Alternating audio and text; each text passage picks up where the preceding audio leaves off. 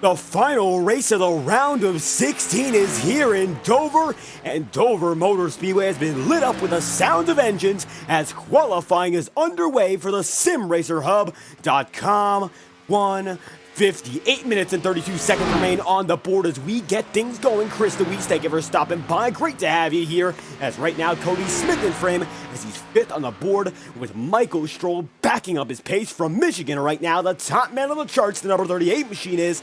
He has a 23.556 as position number one. As we kick things off, glad to have you here. I'm your host for tonight's broadcast. I'm David Croyt. Great to have you along as always, as this is one of the final trips around this season. 13 races in out of a total of 15, and tonight we eliminate 8 drivers from the Clash, and only 8 will remain. As we've said before, orange drivers on your ticker are the ones in the Clash, and those in red, like Michael Stroll, are not. But Stroll and Anthony DeBarro, top spots on the board, and Joe Dinsmore looking for a statement night.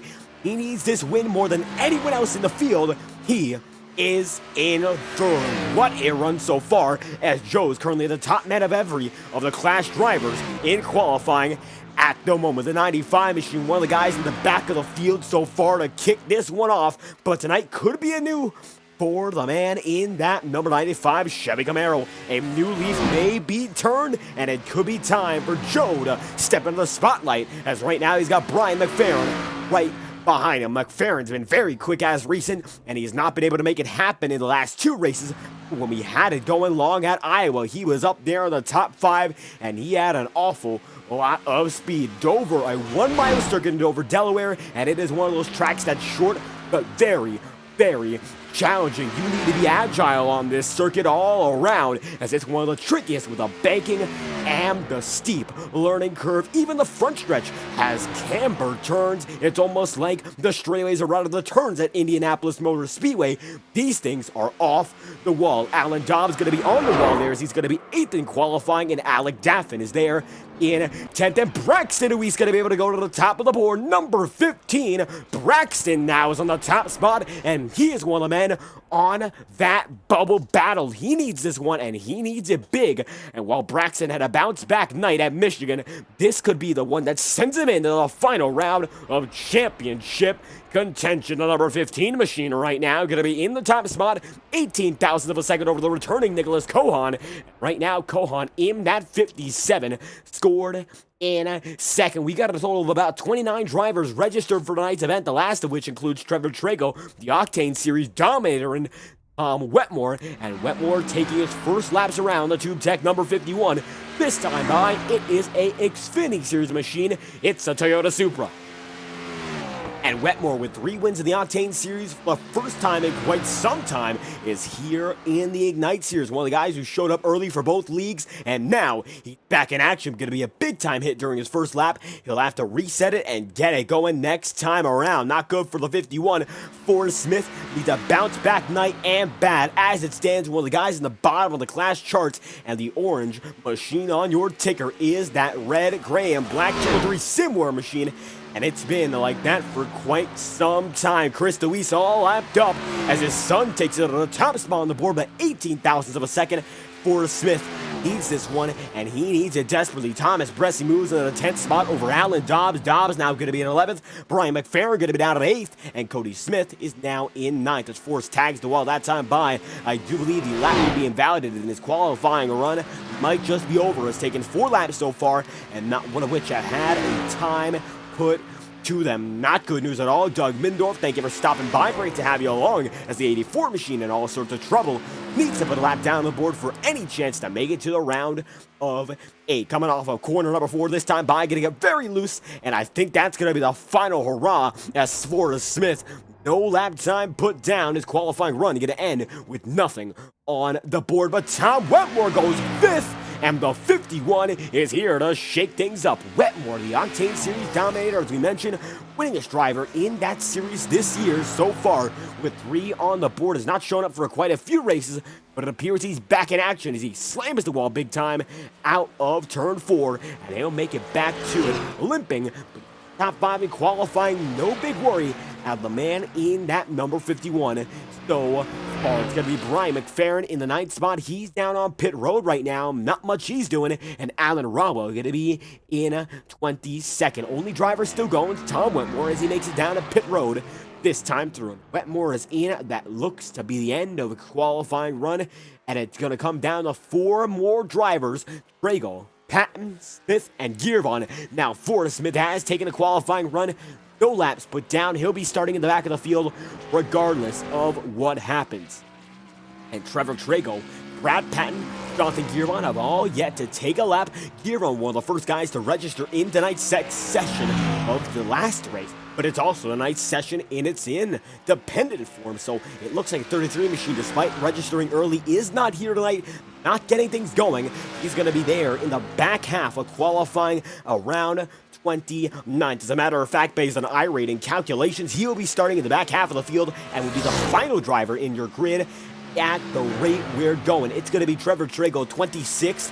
Forrest Smith going to be 27th. Brad Patton is going to be in 28th. And then it's going to be Jonathan Gearvon, 29th. All of them are now out of contention. Of course, if they don't take a lap, and time is running out as Wetmore goes in once again, and right now practicing his pit entry, and we've seen Tom Wetmore light up the charts by missing pit road or having an incident there time and time again. That number 51 machine won the Octane Series race at Richmond despite wrecking under yellow on pit road. It seemed like he would not be denied that night, and he's back in action.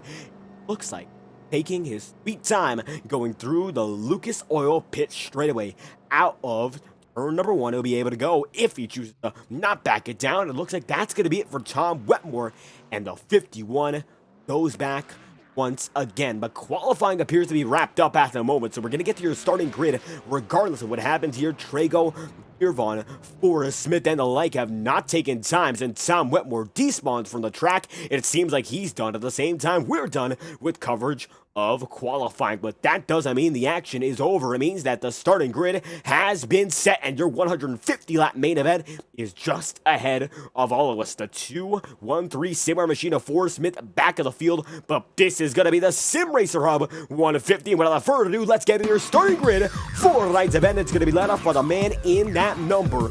Well, we thought it'd be the 38, but it turns out it's going to be number 15, sealing its fate, Braxton Luis, with a 23.532. Top man on the board, pole position for the first time this season. It's a 23.532 for the number 15, Chevy Camaro. Going to be Nicholas Cohan back in action. 57 is here not to mess around. Cohan back with a driving run in qualifying. 23.55 for the man in second, and Don Stevenson only 5 1,000ths away. Going to be in third. Going to have a 23.555 as the number 3 machine in position.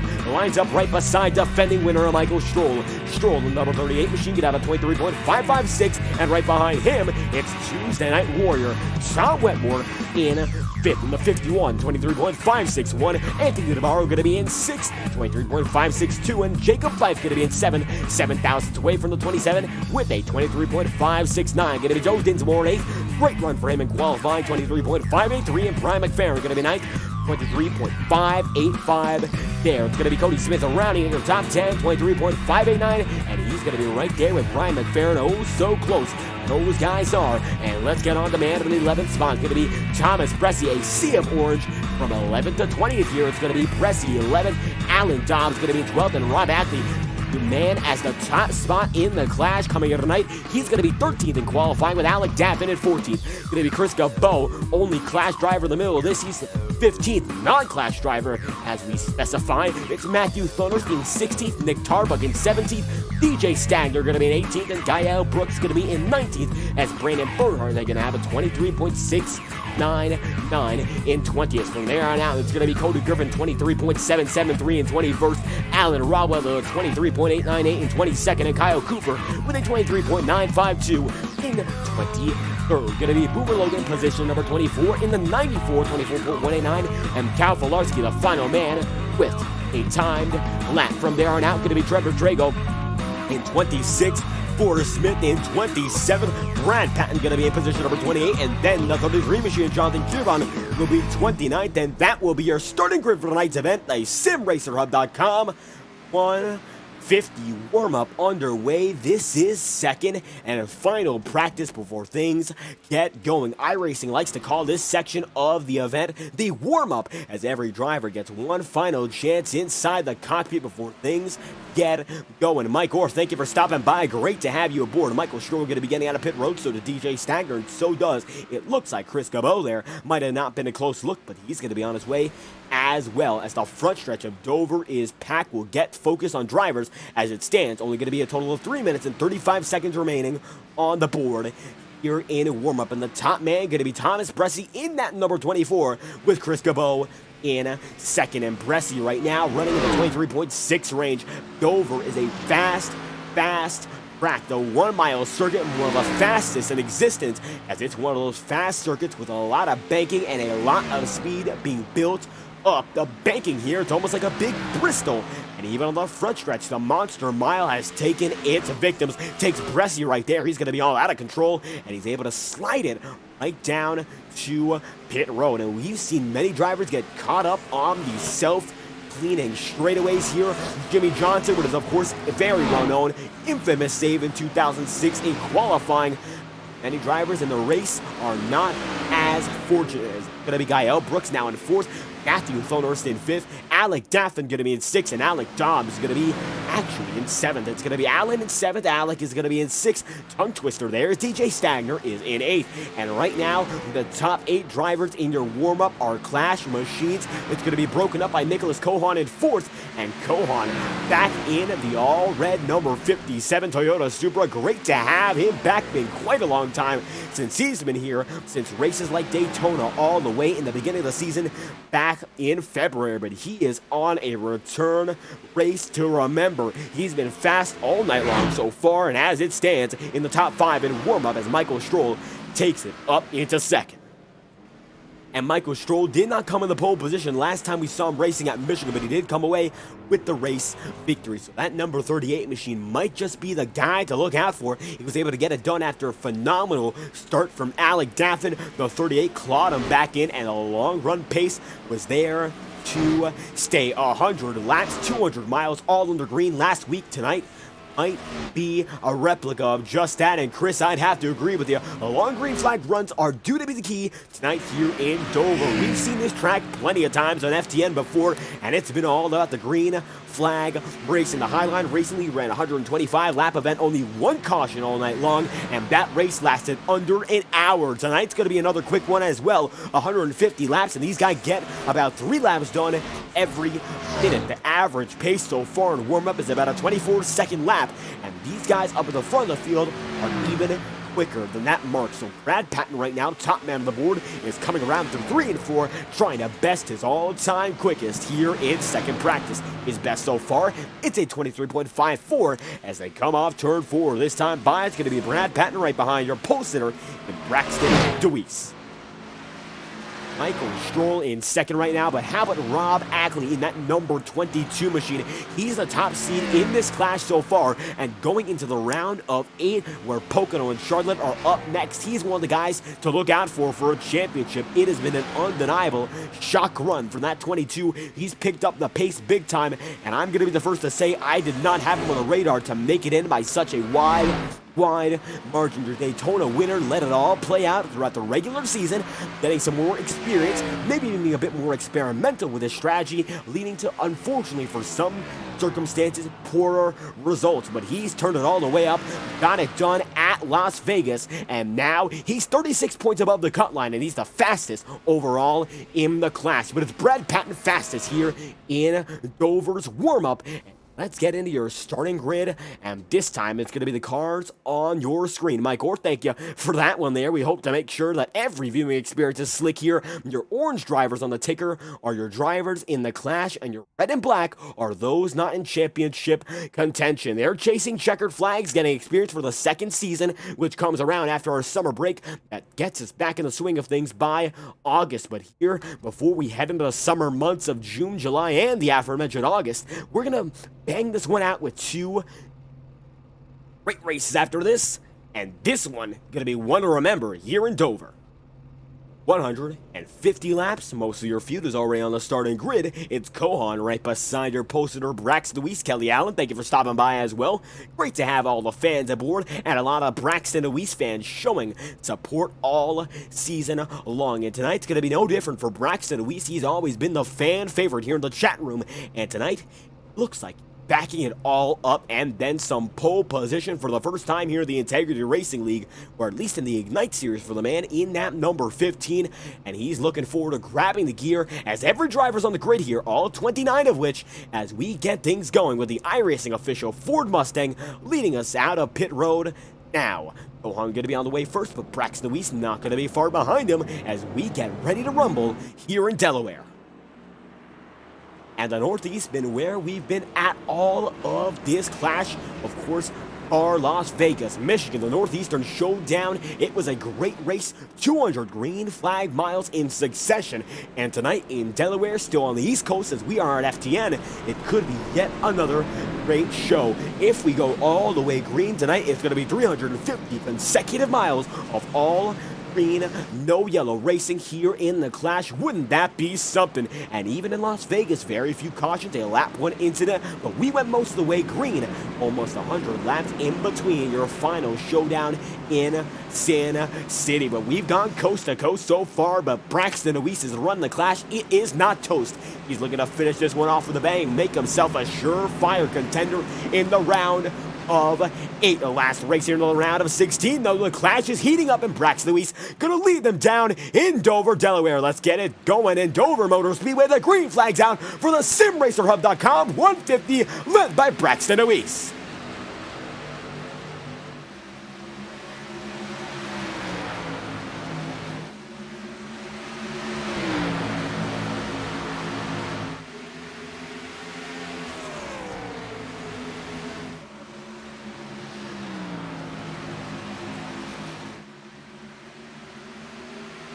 And a quick start for the number 57 machine, and Nicholas Kohan jumps to the lead so far. Going to be Braxton Weiss right behind him, and side by side it's going to be Anthony Navarro and Tom Wetmore. Most of the field going to be filing out already. Joe Dinsmore going to be outside of the number 7 of Brian McFerrin, but it looks like right now single file is the way to go as every driver gets it all spaced out, and it looks like long runs are going to be the key factor if we don't see some early race shenanigans. So far, guys, falling back, getting into place, going to be Thomas Bresci making his own space on the inside line as he works his way into turn number 2. He's got the 7 machine outside of him, and it looks like McFerrin, the loser of the battle between himself and Joe Dinsmore. Dinsmore running an 8th at the moment. The besties ran all clash long as Bresci takes it down to the inside on him. They're battling already, but Kohan jumping out to an early lead, and it could be Braxton Weiss waiting on the number 57 machine to burn out his stuff, as so far the entirety of the field is going to be in frame. That number 15 knows. 57 has not been here in quite some time. Who knows how much he's been working in iRacing? Of course, we don't know that. We don't keep up with these guys at that level, but we do keep up with them race after race in this league, and we know that Kohan is going to see caution flying for the first time back in the field. Romwell, Gearvon, let's find out what happened. And it's going to be Romwell, a turn by Forrest Smith there, and it looks like down and around the 43 machine goes. Let's take it back a bit further, find out in further detail as we look. That's going to be Romwell, and it looks like the 84 gets in the quarter panel and sends him right around. Cal Filarski makes more contact, and Romwell's number 43 goes around immediately, and 5 laps in, the Spam machine hit en masse, and he's going to be in a big troublesome state as the 43 now going to be in 29th position as a yellow flag flies for the first time here in Dover. And that's our first yellow of the night here. 5 laps in out of a total 150. Alan Romwell caught up big.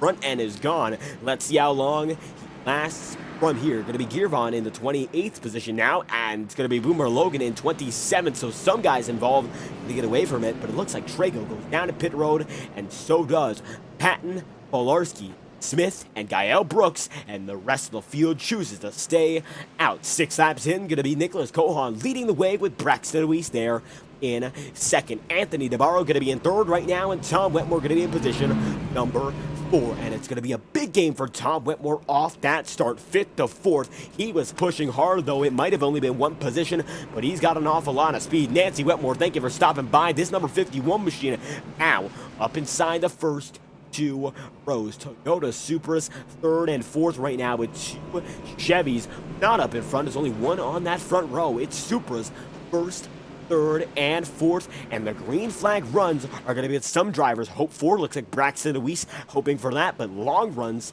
are not what we've seen thus far. Of course, only 6 laps in. Time will tell what happens from here on out, but the 57 might have got his wish as everything gets reset 6 laps in, and he might have a chance to take control from here on out. It's going to be Kohan in first, then it's going to be the man in that 15, Braxton Deweese in second, Anthony DeBarro going to be in third, and Tom Wetmore is going to be in fourth, as Jacob Fife is in fifth, Michael Stroll's in sixth, and Thomas Bresci is in seventh, and once again, a non-class driver is spoiling the party here in Dover. Last time we went racing, of course, Michael Stroll came out with a dominant victory on the Monday night showdown at Michigan, and here Kohan now battling with the best of them, and Anthony DeBarro going to be right behind him. 2 non-class drivers, first and third, and Tom Wetmore, one in his own right. He's in fourth as well. These Toyota Supras up in front, they're only chasing a checkered flag. They're not chasing a championship, but I'm certain they do not want to quit. It's not over for them at all. Why should they?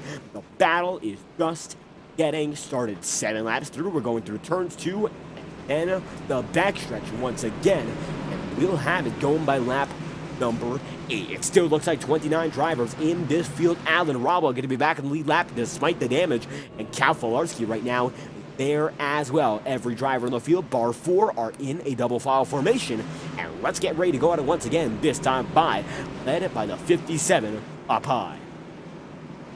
And it looks like Kohan prefers where he started on the outside line by default. So Braxton back to where he was on pole position earlier. Is it going to work out this time through? Let's find out. The outside line reigned supreme last time by in the restarts. Here we go again, though. 7 laps in. Making it the iRacing official pace car is down and in, and the green flag flies with Kohan getting a major jump on the remainder of the field.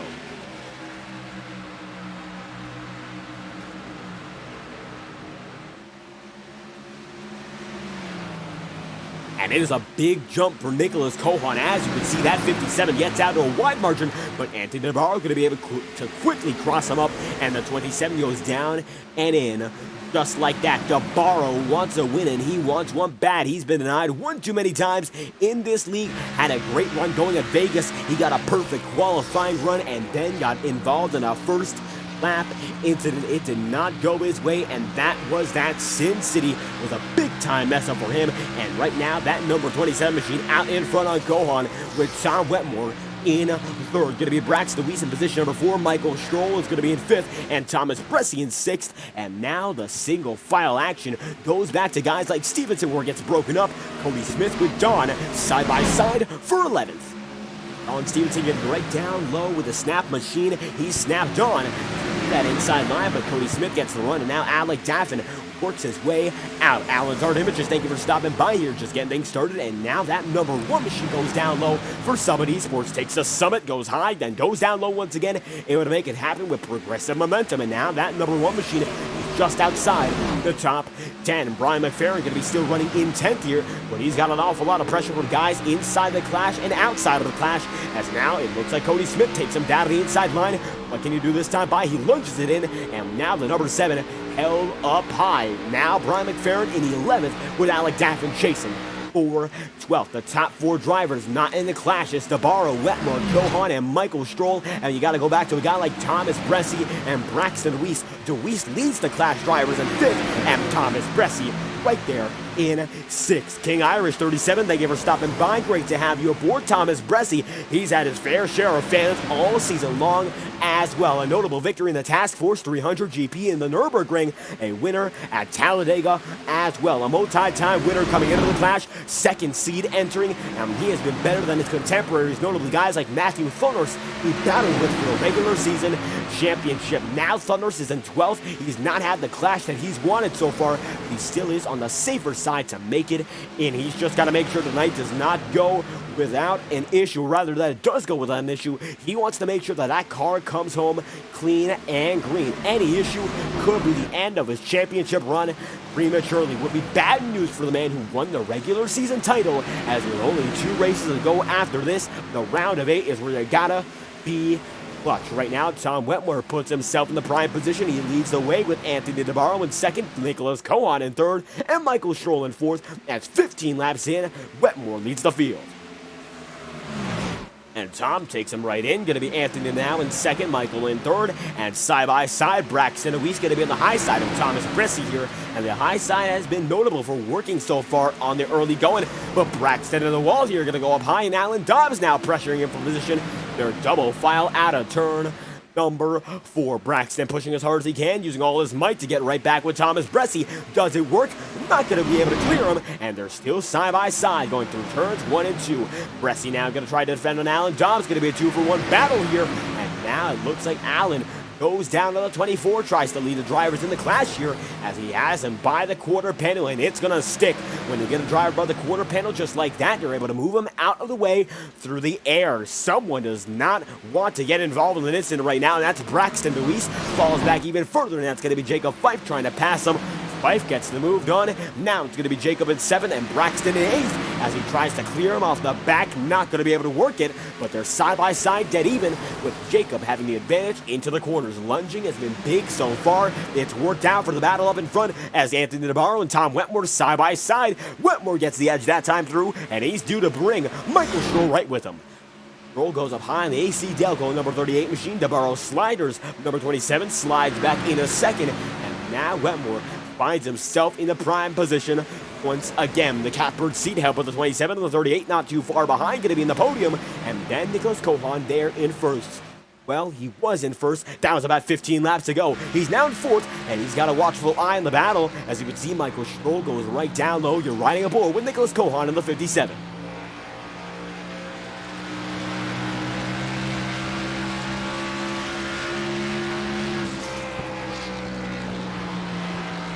And slowly but surely reeling in these guys who are getting to be a bit of a problem when it comes to aggression. Now Michael Stroll going to consolidate there and let the number 57 do his thing, but side-by-side driving does in fact lead to slower racing overall as these guys slow each other up in front. Cohan going to be able to bring the pack to him, and right now Michael Stroll is in third, looking for back-to-back victories. It was a triumphant return to the victory lane, as Michael Stroll put it, as the number 38 machine made his way back at Michigan, winning in a 100-lap green flag showdown. And tonight, 20 laps in, we've gone pretty strong so far. That number 38 machine inside the podium, chasing down both DeBarro and Wetmore. Right now, Tom able to hold on to lead. The 27 machine right behind him, and it's going to be Michael Stroll back in third with Nicholas Cohan in fourth, and then the clash trio of Dobbs, Bressy, and Fife. Cody Smith going to be able to split them now as the 18 machine's right behind the 35, and it's going to be the 36 as a matter of fact, as Braxton Luis in the 15 is now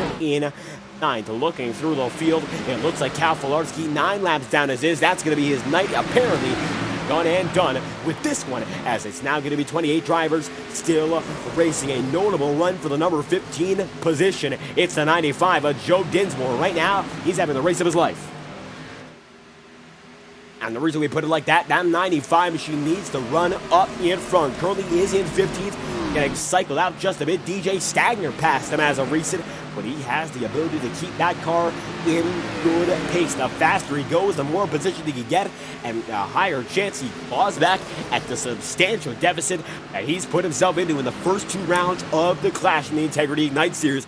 So far, he's one of the guys in the below top 10 range, as 8 drivers do advance into the final round. The 95 machine had a perfect qualifying run, 7th spot. He's going to be able to make himself known from that one, but it looks like in the race pace, he's fallen back almost 10 so far. Tom Wetmore leads the way nonetheless. Going to be single file between the first 5, 6, 7 drivers. And if you go back, double file racing begins at about the position number 20 mark. It's not going to be showing your frame just yet. It's right now all single file, as it looks like guys getting themselves acclimated to a longer run. Side by side, this is position number 20. Brad Patton gets it right by Brandon Bernhardt. We like to mention one of the great associates of this league. That is 10 questions with Boomer Logan. It's a blog. It's almost a questionnaire in a way for the number 51 machine. Not in this battle. Well, he's in his own world, not a battle. We'll go back to the 81 though in specific. Most recently had an interview with Boomer Logan about his most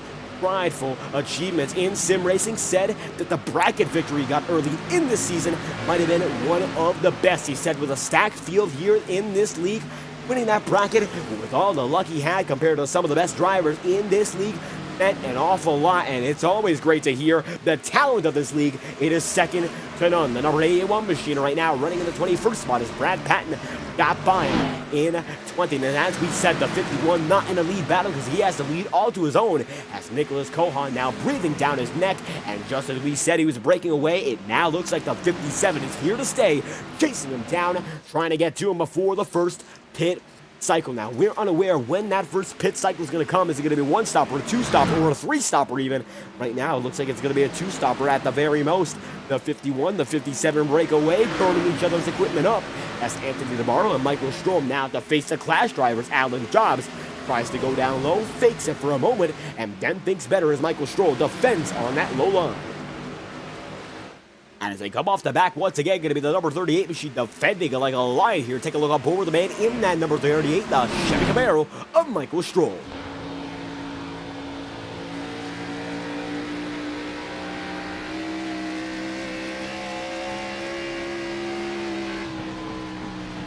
And Michael Stroll running in position number 4 as it stands, has many Clash drivers right behind him. 1, 2, 3, 4, 5 in the most near 6 positions, and as Alan Dobbs takes it down the inside line, he has gotten impatient. He wants that spot, he wants it bad, and that's what he's going to do. He takes it and gets right by Michael in one swift motion. Right behind him going to be Thomas Bresci trying to make it a 2-for-1 in one lap. However, not going to be able to make it happen. Now Jacob Fife gets a shot at him, gets down to the quarter panel, but does not make it stick. 30 laps through, it's going to be Tom Wetmore still leading the way with Nicholas Cohan there in second, and the rest of the field running on their own, just making sure they run their own race. As we mentioned, Dover, an awful tricky track, and if you get messed up even once on your own, it could cause a major incident, as we saw with Alan Rawa and Forrest Smith earlier in the going.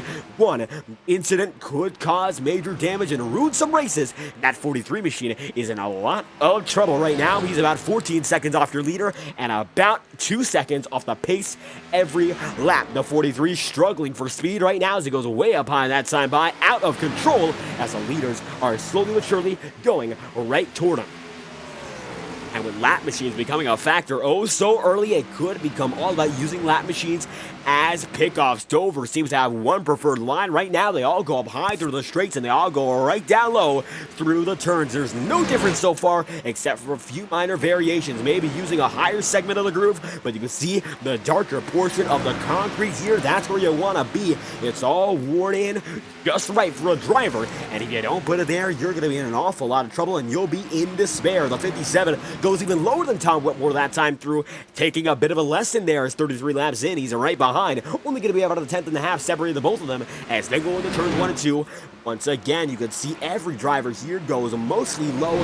Nobody trying to risk that high side as Joe Dinsmore gets slotted out there. You don't want to be there because you lose a lot of speed and gain a lot more distance through the lap. Here at Dover, you want to travel the least distance that is absolutely applicable to your car. If you go any higher, you might have a bit of a momentum boost, but it is a bit of a risk. You could diamond arc the corner, get a good exit, but if you push your car a bit too much off that exit, you'll also find yourself spun around in cycles. It's going to be a 360 just like that, and it'll be a 360 in your race projections. You could be running up in front and find yourself in the wall just like that.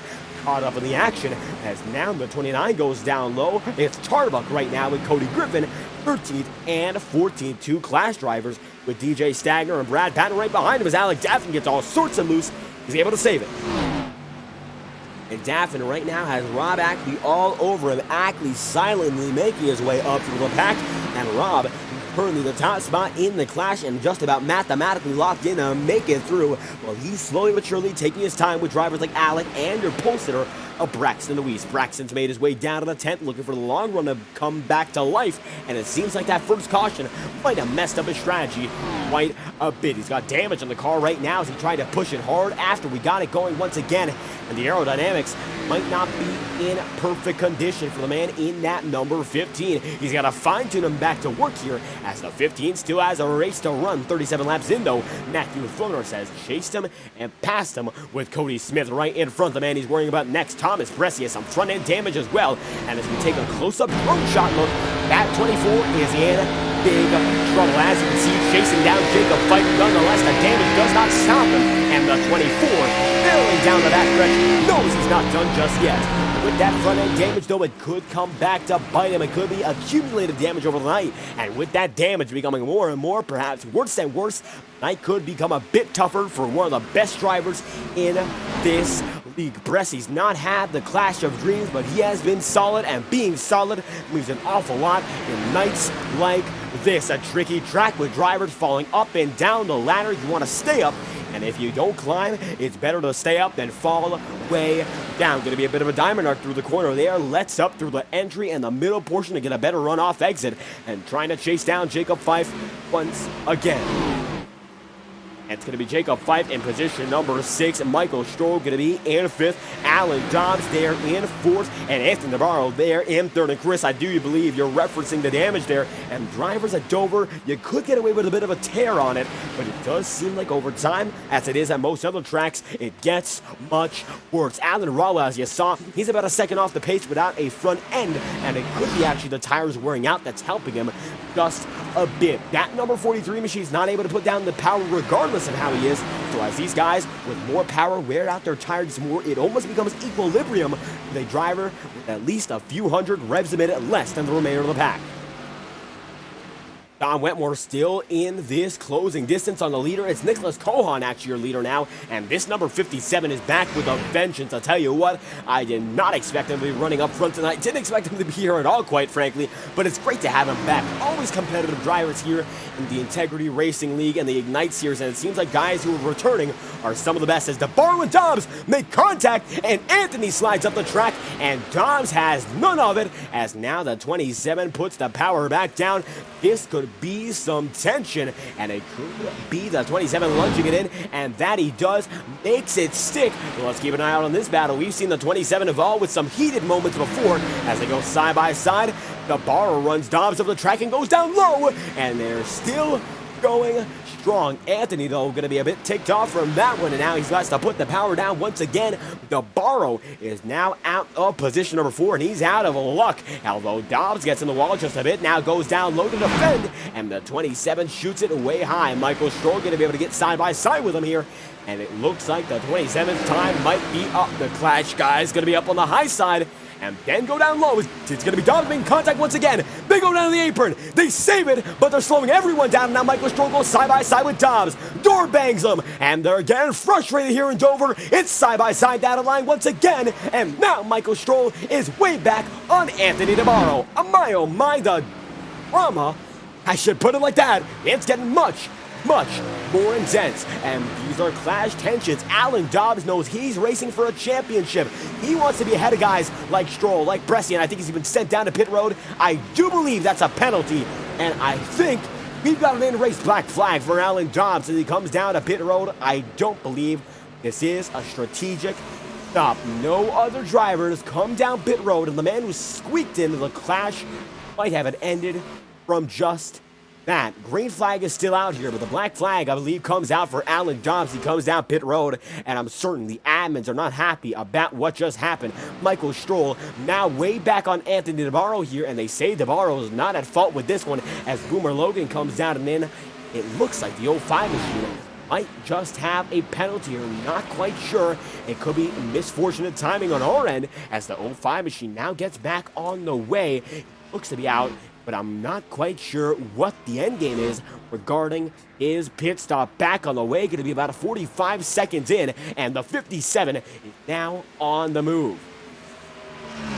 And big-time tempers flaring between Anthony DeBarro and 05 of Alan Dobbs. Michael Stroll way back now, 48 laps in. It's an awful lot of trouble for the 38. He almost got caught up in that wreck. He door banged Alan Dobbs as well. It looks like Dobbs actually had a quicker pit stop than Boomer Logan there, so he might have had a miscalculation or a penalty there. That could have been risky. Big time stakes, and Dobbs now going to be back in position number 27. Boomer Logan going to be in 28th here, and 49 laps in out of a total 150. Now Stroll catches up to DeBarro once again, side by side. The non-clashing machine lead the way. It's 1, 2, 3 for those not chasing a championship, and now 1, 2, 3, 4. Thomas Bressi is there in 5th, and 49 laps in, a good majority of the field has not yet come down on pit road. Dobbs, Logan, they both have, but the rest of these guys up in front have not, so it might be a penalty in terms of strategy. He made a stop way early, and the 57 of Nicholas Kohan leads 50 laps in out of 150. And we talk next level racing. Well, that brings us to our associate with the Integrity Racing League, nextlevelracing.com, providing high quality sim racing performance products since 2009.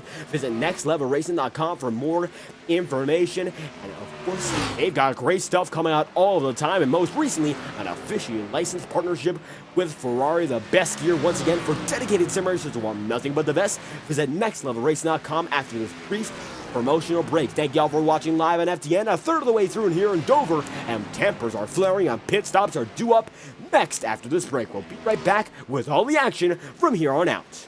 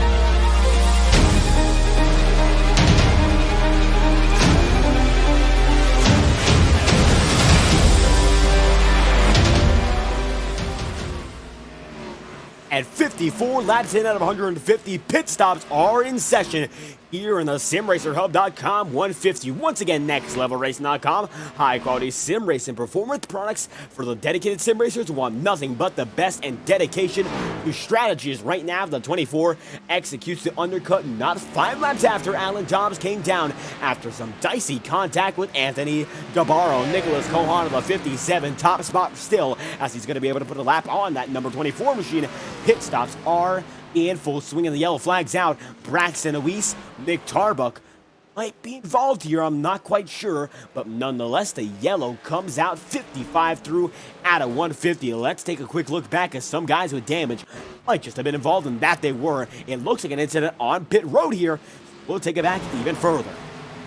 It's involving Anthony DeBarro. Well, no, it's involving Braxton Awis and Tarbuck. It looks like Awis checks up trying to get into pit road, and it looks like it is Tarbuck who slides in with some damage. It looks like, however, Braxton Awis as well slides in, and he's a danger on the racing surface. That's going to be a safety yellow.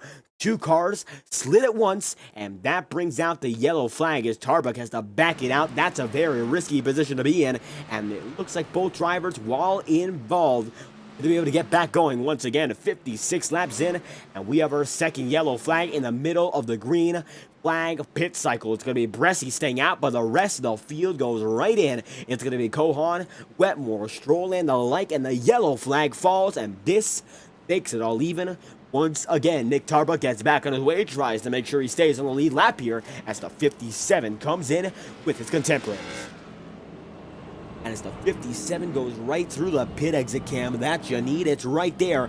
Nicholas Kohan comes in. It's going to be 4 tires and, of course, fuel. The Goodyear rubber's been essential all night long. Pace has dropped down to about the 26-second range from what was the 24-second range. So these guys, much slower. It's going to be Kohan beating at Wetmore, then Braxton Awis going to be in his stall as Michael Stroll makes it out. Then going to be Anthony DeBarro, Jacob Fife, Cody Smith, Rob Ackley, Alec Davin, and then Alan Rodwell, Brad Patton, Joe Dinsmore, Gael Brooks, Brian McFerrin, Chris Cabot, and finally in 15th, Trevor Trago, as the rest of the field makes their way out. We do have drivers on the lead lap, or who are due to be on the lead lap, and those include Thomas Bressi, Cody Griffin, Boomer Logan, Forrest Smith, and Nick Tarbuck. As it stands, Cal Falarski, your only retiree, 40 laps ago, and the 57 had this one in his grasp all night long, is still the man who leads the way in Dover. 57 laps in of a total 150, and we are just getting things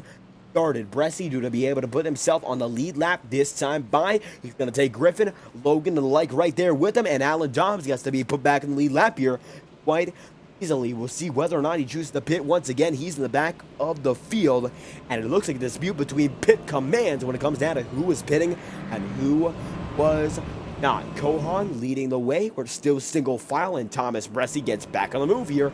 It looks like next time by.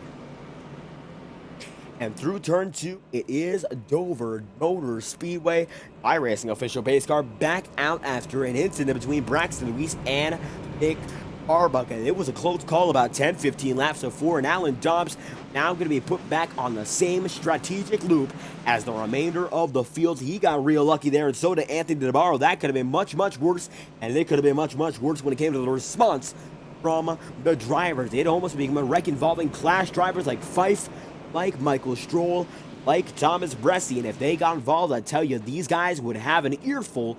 Luckily for both of them, the damage was minor, and they are still racing. Dobbs right now in that 0-5, looking to get back in the lead lap, and he will be scored in about the 22nd position. They're put back in the lead lap this time by 59 laps in of a total 150, and at lap number 60, we look to be due to go green flag racing once again. One lap to get them all underway, and the 24 takes off with the number 3, and the rest of these guys go in as Kohan and Wetmore are due to battle once again for the overall top spot. And tonight's been all about returning faces, as was last week. Nicholas Kohan, he's not been here since the beginning leg of the season, and Tom Wetmore, a Tuesday night hero with 3 wins there, looking for his first in the Xfinity machines, now back in action. Michael Stroll, your returning racer and, of course, defending winner there in a third. And Michael Stroll sees Anthony Navarro is still there side by side with him at number 27. He's no stranger to aggression. Will it come back to bite him?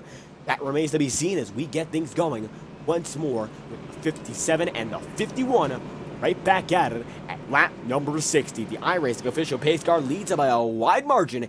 Now Kohan able to drag him through as the pace car comes down and in. Let's get right back at it once again. Going to be Kohan leading the field, and it's an extension of the caution.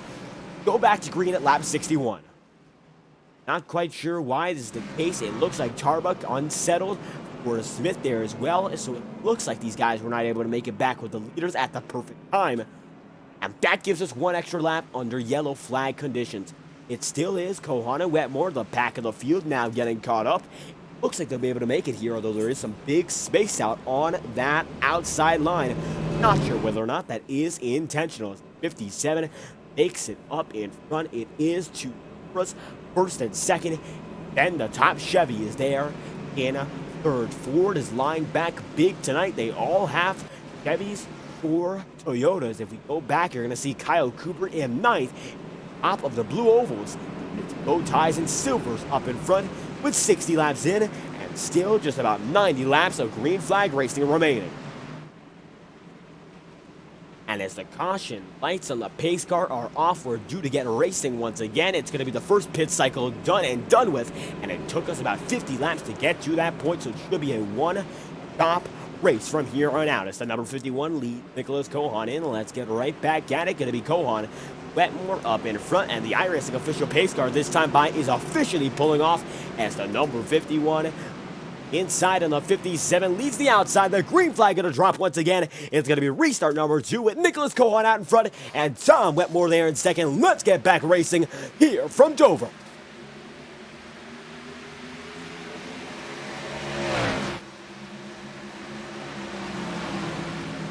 And Kohan with a great start this time through. Going to be Tom Wetmore there in second. Anthony Navarro going to be in third. And Michael Stroll in position number 4. They're going to be side by side though. Cody Smith is with Alec Daffin. And Daffin going to fall back about a spot or so. Jacob Fife gets it all sorted out. He's going to be able to keep it honest and get in front of Cody Smith. And that could have been much worse for the both of them, as now they're side by side, multiple spots deep. And now that number 38 machine gets by Navarro, and so does Jacob Fife. It looks like the damage might begin to accumulate there, as all these drivers with new tires do not have all that damage to worry about. It could have been tires that saved the 27. And if we take a close-up look at that Toyota Supra, it does in fact have some damage on that right side. You can see it's a bit crunkled up on the hood, and that's going to be big as the night goes on. 63 laps in, many drivers falling prey to just that type of damage. And tonight, the number 27 is no stranger to such a phenomenon.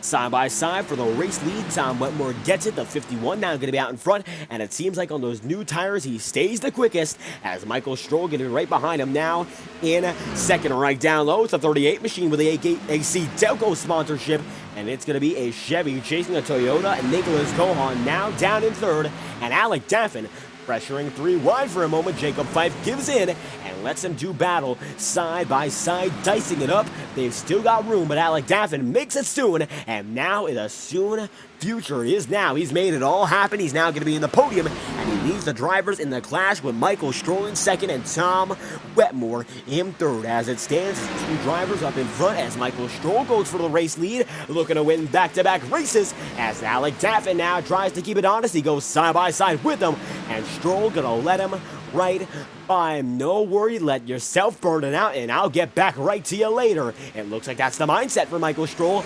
Let them all wear each other out and then come back for the kill. 2 laps time. So far, 9 laps in tonight's stint, the second stint of tonight's racing, and that number 1 machine gets it right down low with your leader. Does Daffin have what it takes to sustain that pace long run, though? Not quite sure. With Tom Wetmore seeing a hard charger right behind him in his rearview mirror, what is the game plan? Do you push or do you wait it out? As you can see, the mid-pack is getting real intense here. Right in the back of it, it's going to be Brian McFerrin, DJ Stagger, Don Stevenson got real squirrely that time by, and Thomas Bresci side by side with Alan Dobbs. Dobbs been side by side with just about everyone all night long, and tonight it looks like now in the back of the field, he's right there rubbing it up with Thomas Bresci. Double file, 67 laps in. Bresci gives in, and they're now going to come off turn 4, wobbling, but still fighting nonetheless. Up in front, take a look once again. It is now Wetmore and Alec Daffin, who Daffin has gained big distance, and he goes right down the inside. The damage does not deter him, and now the number 1 machine of Alec Daffin leads the way, looking for its first win all season long. It'll be unbelievable if he gets it done in a very clutch performance. The number 1 machine needs this one, and he needs it big. The championship run he has could rely on nice racing so far. 69 laps in at 150, taking a wide-angle look at the field as the number 1 and Alec Daffin leads from Tom Wetmore, and now Michael Stroll in third. Jacob Fife pressuring for the podium here. They're going to be side by side if Jacob Fife does anything about it. So far, though, he has not. The 69th lap is over, the 70th to begun, and it looks like the back of the field is real dicey. 3 wide, they're going to be big-time maneuvers. Braxton Luis gets by 1, trying to get by a few others, as now he's in 19th, with Bresci there in 17th, Stagner in 18th, and all these guys in the clash are stuck in the mid-pack. Rob Ackley is in the top 10, but guys like Thunhurst, Stevenson, Dobbs, Patton Trago as well, Braxton himself, and guys like Forrest Smith, Thomas Bresci, and Cody Griffin. They're all caught up in the back of the field, and that could be their season just like that. Up high, Thomas Bresci goes once again. DJ Stagner right there with him, and Alec Daffin now leads by just about a half second over Tom Wetmore. And with their new race leader out in front, the second and third battle begins to brew, as now Michael Stroll, waiting early, is looking to pounce late, and that number 51 fading just a bit on tires. Tire consumption is a big deal at this track. Dover eats them up. High speed, big banking, and it all combines for one stellar showdown as the 38 goes right down low. The 51 goes lower, so a bit of a challenge to follow him in, as every apex means much more. 73 laps in. Next time around, make it this time around. The 51 able to hold on a second, but Daffin gaining more time and making a bigger gap as the leader. And this will be the performance that is his magnum opus in this season. His best finish, second place so far. Ran up in front, got multiple top 10 finishes, has stayed a solid top 10 driver, but has not been able to make the push to get himself up in the field as a race winner. The Xfinity machines, he says, are his favorite out of the 3 national touring series in NASCAR on iRacing, and it looks like this car has suited him all night long, just getting quicker and quicker, adapting to the times and the speed, and last time by setting down 24.745. Let's take a look this time through. Going to be for Alec Daffin in the 24 range. It's going to be at 24.804.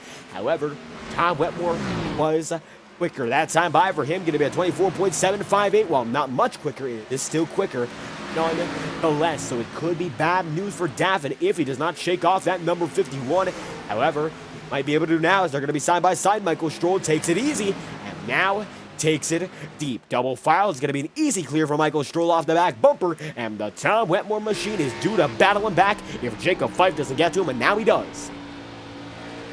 And Fife going to make it a two-time battle at 75 laps to go. The cross flags have waved. We are halfway through this one, and half of this one does indeed remain. That number 1 machine is out in front, and he's had it clear and dear all night long. It's Michael Stroll in position number 2, Jacob Fife there in 3rd, and Tom Wetmore in 4th. Cody Smith going to be in 5th, and then Nicholas Cohen in 6th, and Joe Dinsmore, as we said, he needs this race more than anyone else. He is in position number 7. That number 95 has no quit in him all night long, and it looks like tonight is the one where it all comes together, looking for a solid top 10, if not top 5 finish. I do believe it might be his first all season long. Comes home in that 95 machine in the first 5 spots. What a night it's been so far for Dinsmore, and what a night it would be if he's able to finish it off in style. Alec Daffin still the man who leads him through, and that number 1 machine is still about 0.3 of a second up on Michael Stroll. But as we saw at Michigan, when Alec Daffin and Michael Stroll battle, well, this season so far, Michael Stroll's gotten the better of him 100% of the time. Just a much different track though, much different speed, and much different length. But it looks like it could be all the same as that number 38 chases him down time after time, 10th after 10th. Gained about 1/10 of a second last time through. Now that 38 machine within 1/10 of a second over the man in that number 36, and over a 10th Alec Daffin still has, but the gap is closing, and it's going to be shut down by about 69 laps to go. Take a look at this. Michael Stroll fakes him out and goes right down low, and the 38 is back in action. Full steam ahead as Michael Stroll leads for the 2nd race in a row. And what a flagship comeback it's been from Michael Stroll in domination. Intimidation Racing as the main full-time driver leads the championship standings. Their part-time guy not only comes back, but come back as a winner. He did. And now that number 38 machine already has a victory under his belt. And tonight looking to make it 2. It would be a phenomenal story as that number 38 continues to log laps if he were able to make it a double 2-time win in 2 full starts. Not able to complete his first start of the season at Chicagoland, but as he made it back, well, first start in his return tour here, he has made himself known as a contender once again. Michael Stroll, how about the power? As 69 laps to go, a nice run has become that much nicer as the 38 leads 82 laps in of 150. And with Michael Stroll now out in front, he's got Alec Daffin right behind him. Going to be Jacob Fife in 3rd. Tom Wetmore there in 4th. Cody Smith going to be in 5th. And Nicholas Cohan there in 6th. And they all fade to the background. Michael Stroll leads by half a second. And this time by Alec Daffin now fights for 2nd. It's going to be Daffin and Fife fighting for the top spot in the class here. As now Tom Wetmore, Cody Smith, and Nicholas Cohan look to take away him as well. However, if Daffin falls back to 6th, he'll still be the 2nd man in the clash tonight, as Jacob Fife in 2nd still leads all your clash drivers so far. It's been leaders who have not been in the clash all night long. Michael Stroll, one of which, but you can tell he wants to compete for a title, and he wants to compete for one bad. So far, that number 38 machine has been on a tear since his return. A winner already, looking to make it 2 in a row with 67 laps remaining. We're in the simracer.com, well, simracerhub.com, 150.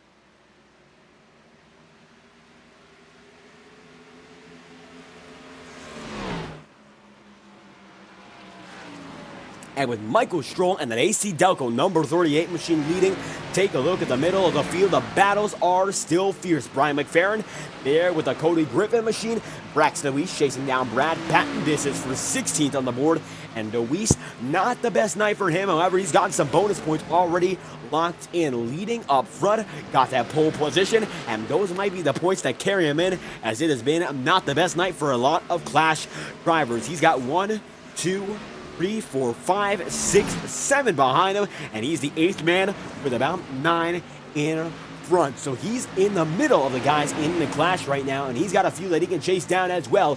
And getting by Brad Patton, that is a big boost in the standings. Every spot matters here. DJ Stagner in 15 chases down Bernhardt and Thunor's Thomas Bresci way back in the field tonight. He's a lap down even still.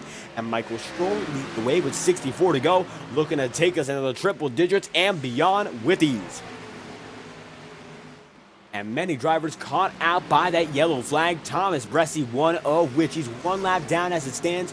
So is Cody Griffin, Boomer Logan, and so is Nick Harbuck. Forrest Smith retired 7 laps ago. One driver retired because of an incident. I do believe that was Kyle Fularski, but as it stands, one man goes down. It's going to be Brad Patton into pit road, and it's going to be an undercut for the man in 20th, trying to go all the way from here on out. It looks like Alan Dobbs goes right there with him, and he makes it in on his stall perfectly here as the leaders come right by once again. Stroll going to be able to make it through, make it 62 to go as the Michael Stroll machine leads by 0.4 of a second. Jacob Fife has yet to win all season long. The number 36 machine has come home with multiple podium finishes, but never has been able to make it to the top spot at the end of the night. How much he'd love to make it home. I'm sure he'd love one victory more than just about anyone else on this grid. He's been a contender since day one, the league owner of the Integrity Racing League as a whole, and a fierce competitor. And tonight, no different. He's running in second with 61 to go. Far from a fluke. He's been consistent, a contender, and is due to be one of the guys in the round of 8, if all goes well, to finish tonight off second in the overall race standings, the fastest man of all the drivers in the clash. As you can see, indicated by the orange on his driver information, he is one of the guys who has a championship chance. 61 laps to go. Joe Dinsmore in a bit of trouble last lap by. It's going to be Anthony Navarro who got by him, and Don Stevenson now hot on his heels in that number 47.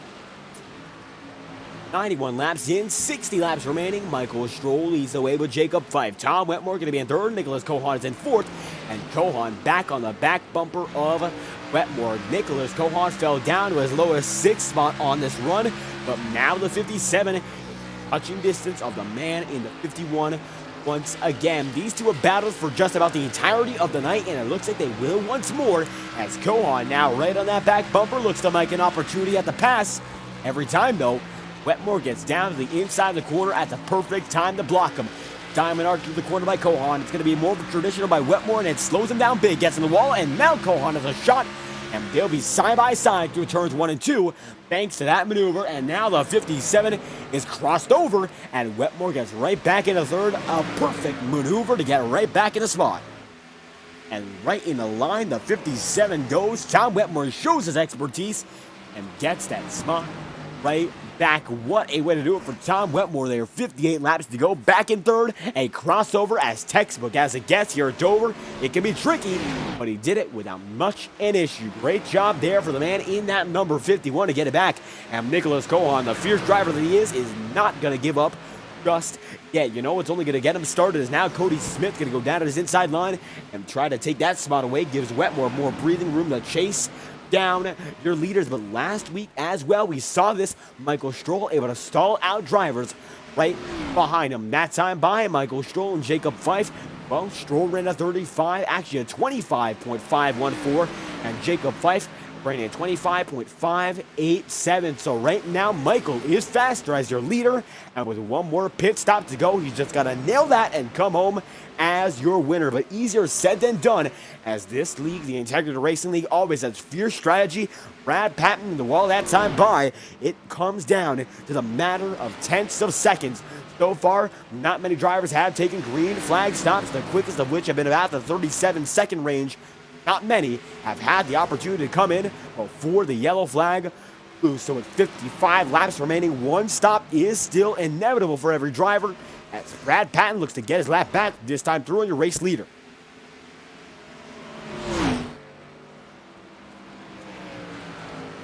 And that Brad Patton does with ease. So Brad, one of the first guys on the new set of tires, burning them up and getting himself back in motion. The number 2 machine, a class driver, currently in 24th. Not his night. However, making quick time, trying to get the fastest lap overall might be the end goal now. As 97 laps in, the number 2 machine is blazing through the field, and his best lap tonight at 24.041. A brief comparison to the remainder of the field shows that he has the fastest lap of the session so far. That number 24 machine in position has yet to stop Brian Michael Stroll leads the way though 98 laps in, due to get him back at some point, but we'll find out when, as he's yet to come down pit road, as Alan Dobbs gets real close to the men right behind him there. Todd Wetmore on that back bumper, and the number 51 not messing around with so little time. Does not want a lap machine, regardless of speed, to slow him down or impede on his racing. 52 laps remain, and that number 51 stays steady with Nicholas Cohen on the 57. As Michael Stroll brings it into the triple digits, 100 laps in. We're about 2/3 of the way through here in Dover. And you know what that means? Our second Next Level Racing promotional break. A Next Level drive from Michael Stroll means that you all should check out nextlevelracing.com. High quality sim racing performance products since 2009. And as always, the best any sim racer can get. We thank y'all for your time so far. 100 laps in. Be sure to stick around to the end. It's only going to get more exciting from here live on FTN. This is the SimRacerHub.com 150, and we'll be right back after this brief promotional message courtesy of NextLevelRacing.com.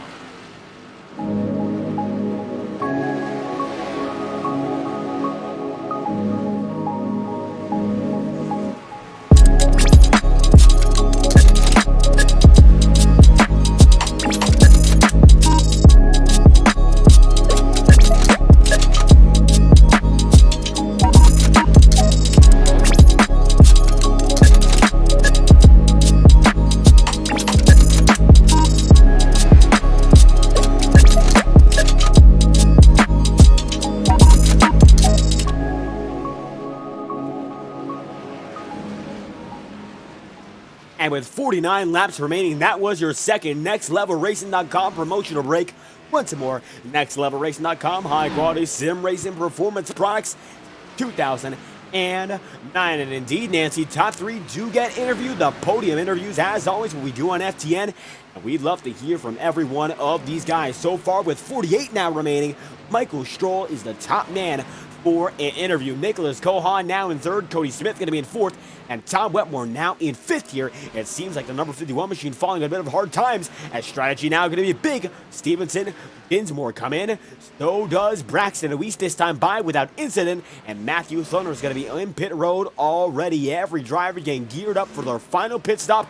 They know this is it. Get ready, buckle up, because you go from here on out no matter what. Thunderous gets back on his way. 47 laps stint already for the good leaders majority. And now Michael Stroll makes it 48. He'll be good to go no matter what here. 46 laps left on his race.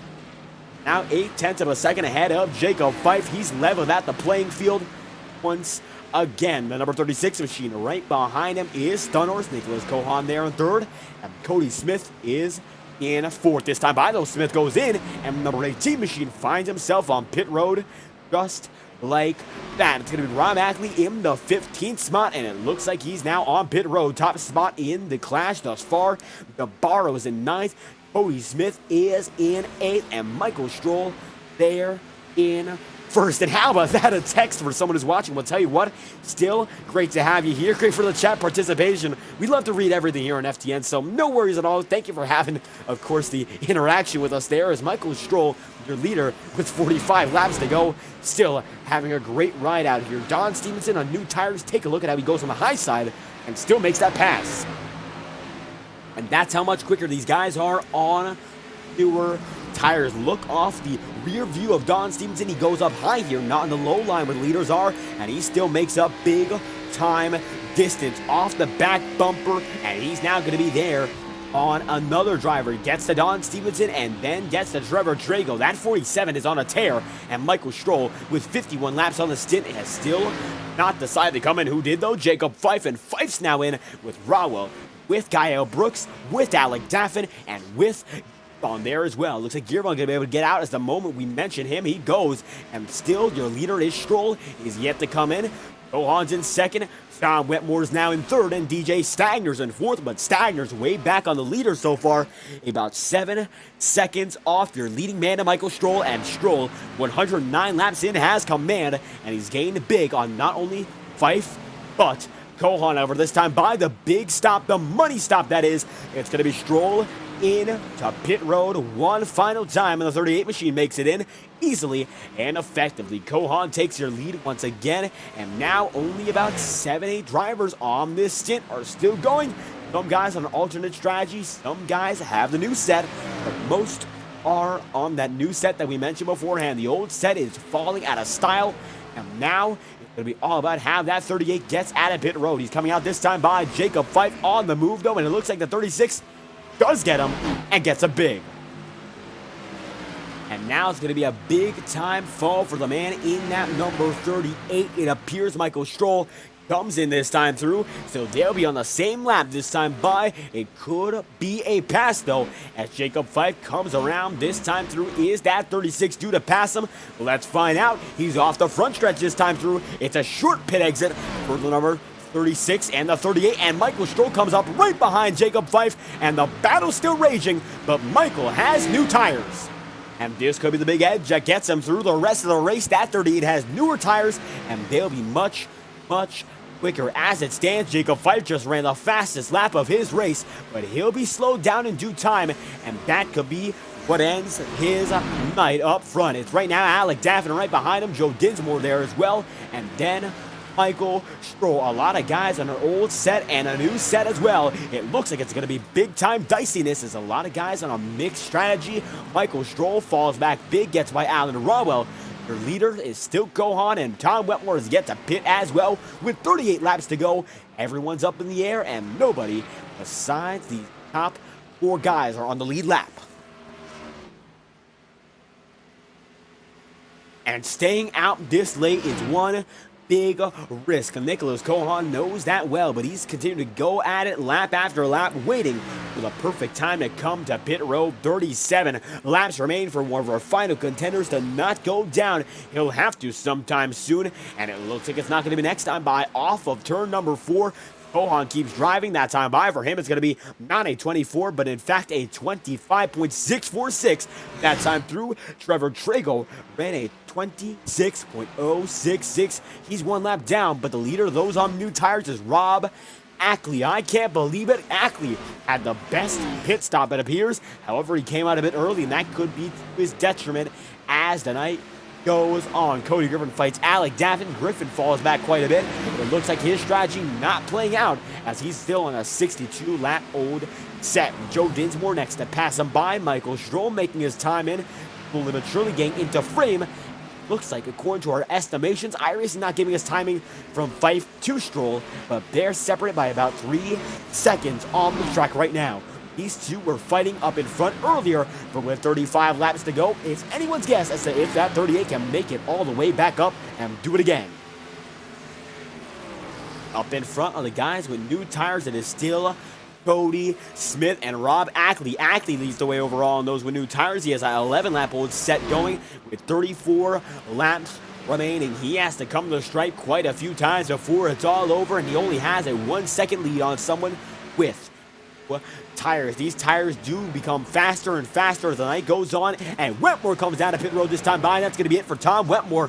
One last pit stop, and he's done with his final set. It looks like it's going to be it for that number 51. Nicholas Kohan has indeed been a rocket, but right now he's risking it quite a bit. He's still on the track. He is not pit in 61 laps. He stayed out, and he's trying to make everyone go one lap down to him. Pit stops at this track have been about 50 seconds long, and that's on the bad side, however. So we've seen guys as quick as Anthony DeBarro getting it done in 43.9 seconds.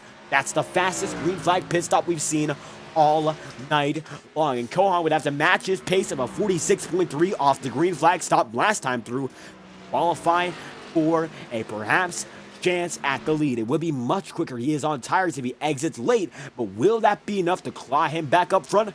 I'm not quite sure just yet.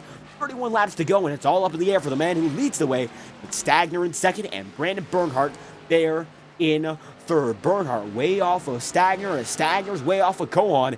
Right now, Brandon 17 seconds off your leader and due to go one lap down at the pace he's going without a pit cycle. DJ Stagner right now chasing guys like Bressie. Bressie goes down low. Going to be big-time trouble for the man in that number 24. Not quite sure what's going on there as Bressie from position number 14 pits once again. And I do believe that's because he's one lap off the cycle. So the 24 comes in that time through with 30 laps to go. that's going to be any chances for a top spot tonight, as Nicholas Cohan's yet to come in. It's now Michael Stroll chasing down Alec Davin and Jacob Fife. They're only separate by now 1.5 seconds. Unbelievable to see the pace between these guys on newer tires, while Rob Ackley is still the leader of those on the new sets. It is Cody Smith chasing him down, and Jacob Fife now in the tail of Cody Smith. Rob Ackley is still the leader of those on the new cycle, but will he be there with 29 laps done and done after this point? I'm not quite sure. That 22 machine's had a clash of dreams, but it would be a miracle for him to come out with the win at the current rate of play with these new tires. I don't think the development's going to be good enough for him. It looks like wear and tear will wear him out before the checkered flag. He still has 28 laps to go on a 17-lap old set. That comes out to almost 50 laps remaining on his stint. That might burn him down more than a second slower than he is already. And speaking of being more than a second slower than anyone else, Nicholas Cohan right now in that 57, being chased by Nick Tarbuck. Last ran at 25.689. For context, his best lap all night long is a 24.112. He's gotten much slower as the night goes on, and it seems like this risk might not pay off. It's going to be one for the ages, that's for sure. DJ Stagner and Brandon Bernard have yet to come down pit road. They're still waiting it out, and I'm not sure what's keeping them on a track so long. Can they go on fuel? Have they been saving the mileage? I'm not quite sure. Trevor Trago comes down pit road this time by, and he makes it in without a hitch. The Cohan machine has yet to delegate himself in one last time. That number 57 has something that these guys don't know about, as Thomas Bresci tries to split the middle. Doesn't have a gap. He just goes down low and takes it from the 57 on the straight.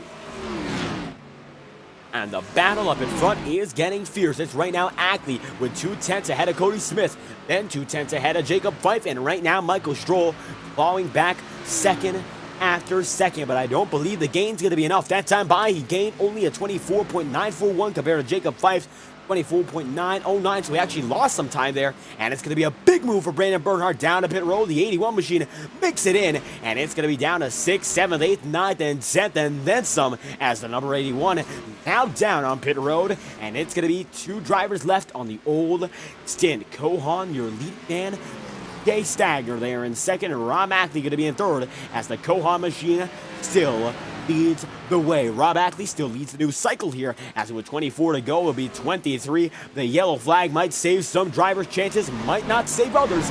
This long run has been incredible for some, not for others, and now DJ Stagner missed his pit stall, and he's going to have a lot of time lost on just that. No, 23 laps to go, going to become 22 laps to go this time by. You know what that means. The best cameras on the iRacing platform, TrackCams22.com.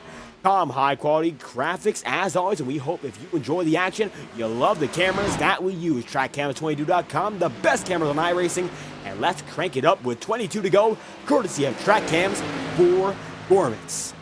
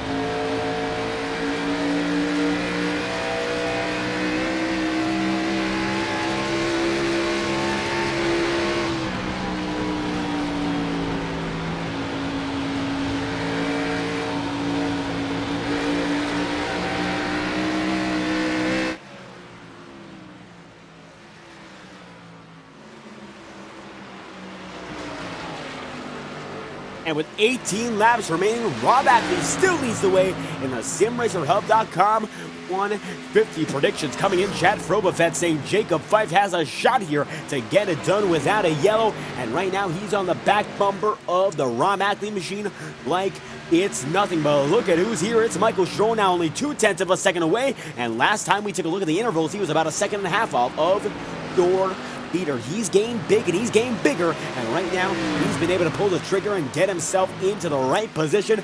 Does it stick all night long? It looks like he still has 17 laps to prove what he's got. He looks to be one of the quickest guys out there so far, as the 22 leads him back this time by. It's a 4-car battle up in front with 16 laps to go on the clock. Rob Ackley and his number 22 still leads the way, and it would be an incredible round of 16, the best that we've ever seen, if he gets this one done. That number 36 still racing hard. The Pro Pounder and Paint Machine goes right down low. Takes it to the apron. Does he clip anything? No, he does not, but not going to be able to make a spot happen that time by. At 15 laps now remain, and Nicholas Cohan right in the back bumper there is not in leading contention. That risk on his end did not pay off, and now that 57 back on strategy. He's in the 16th position. He would need a yellow flag to make anything happen here as he goes by the drivers up in front. Now, hesitation up high on Cody Smith that might be able to take away their chance for lead from both drivers behind, and now gets by Jacob Fife, slowing them all down at once. Crosses over the number 22 machine, and they're all going to reset just like that. It's going to be a pickoff for Jacob Fife. They're side by side for the lead with 14 laps to go, and now Jacob Fife has a shot. Ackley up high, Jacob Fife down low, and it's going to be side by side for a moment, but the 22 gets right out ahead. And now the top 4 guys, oh so close. It's going to be a so close finish. It's going to be Brad Patton, I believe, coming to the chat there, undercutting the pit strategy. Looks like that did not work out there. Tire strategy, a make or break all night long. Thank you for stopping by, though, as now DJ Stanger gets by the number 18 and the 38, as now Michael Stroll goes down to the inside line. Go for third. The big divide comes with the lap machines, and now DJ Stanger tries to get by the number 22 of Rob Ackley. Ackley gives him a harder time, and he makes it by. And now that number 22 has pressure up high. Now Rob Ackley has to look at every single angle. Fife gets it up to the bumper there, no contact, but that 36 is feisty, and there's a battle for third brewing now, as they've all gotten separate. The top 2 and the top 4, they're 2 different things now, and it seems like Ackley's 22, despite having older tires, is able to hold on here with 139 laps in the books. And the 22 of Rob Ackley holding on strong. Jacob Fife there in second. It's Michael Stroll in the third position, and Cody Smith, your defending Octane Series champion, is there in fourth. And as a promotion with Next Level Racing, this season's championship winner, the Ignite and Octane Series, win a $2,000 sim rig courtesy of the platform NextLevelRacing.com. High quality sim racing performance products since 2009. And our final break comes with 10 laps to go. We'll be right back as the action keeps on going here on FDN. We'll be right back in just a moment.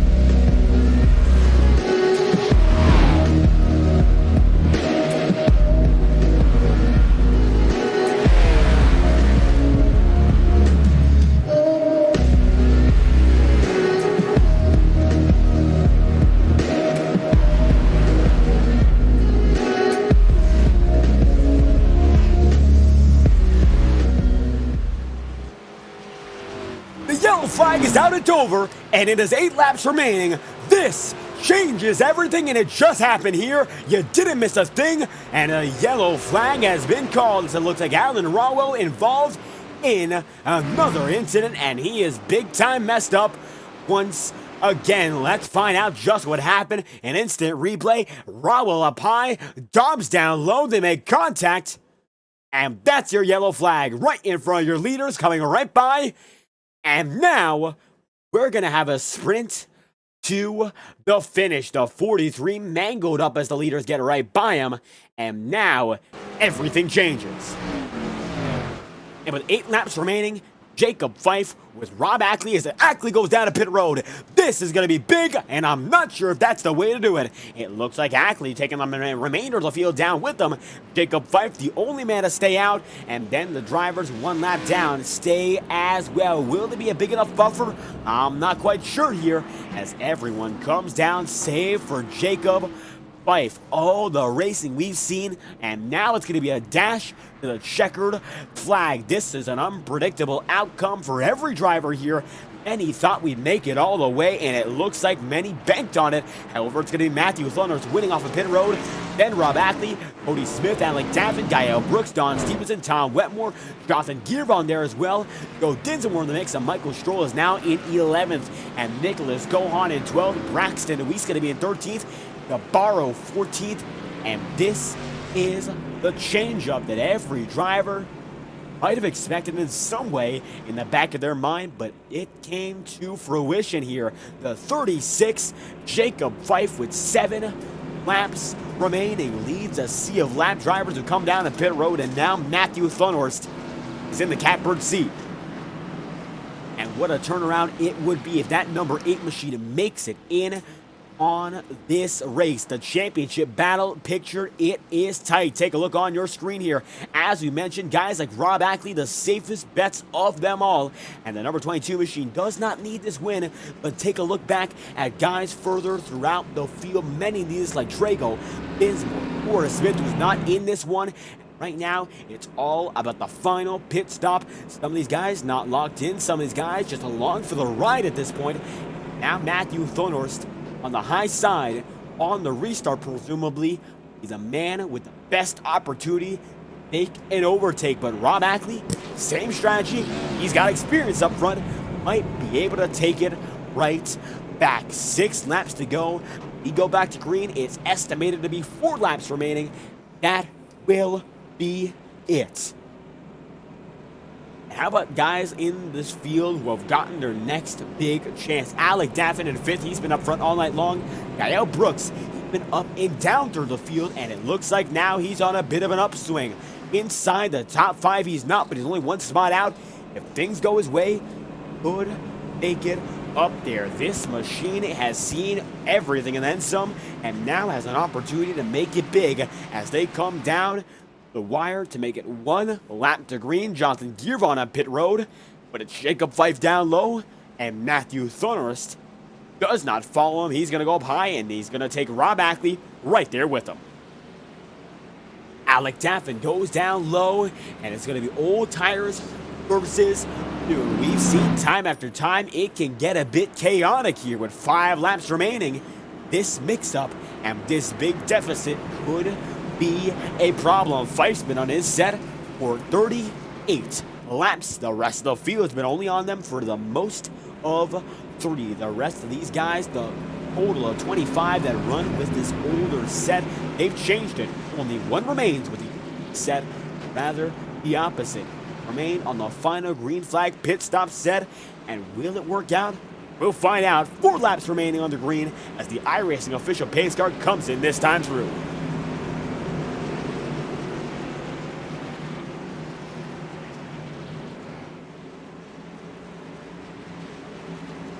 And as they stack up double file, this is the closest it's been all night long, and this is the most intense it's been since the race began. This is all that matters. 4 laps to determine it as the iRacing official pace car is down and in. Let's get it going once again for the sprint to the finish. Here in Dover, Delaware, it's going to be Fife leading, and Alec Daffin tries to get down low. No use there. We're back at it one more time.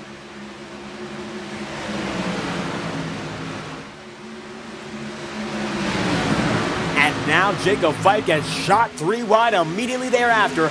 Now Matthew Thunhorst is going to be there in 1st, Rob Ackley in 2nd, Alec Daffin in 3rd, and Fife fading back big time. It's going to be the 22 and the 8 to fight it. Stroll's in the wall. Does he save it? I do believe he does, but nobody else is going to be able to. Yellow flags out. We're going to overtime. And this one monkeys up a big amount of cars. And now we're in big trouble. Overtime in the Ignite Series. We don't see it often. And from what it's been a mostly clean race, we're now going to be going under yellow. Let's find out what happened. I saw Michael Stroll got caught up in it. And it looks like that 38 machine made contact with Nabarro. 38 ends up in the wall. That's for certain, as he goes right up into it. And then the 54, Chris Cabot, goes on the wall, goes right into DJ Stagner, propels back. Bernhardt gets in the Dobbs.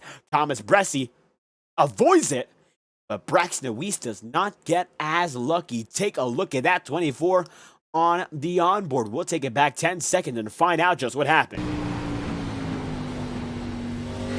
And able to go down low, actually make some contact there, but able to avoid the flying Chris Cabot. And that might have been a big saving race. As it stands, the 24 in big trouble regardless of what happened. And the overtime might be able to give him a few more spots, as now Thunder is leading. Rob Ackley with Alec Daffin as well.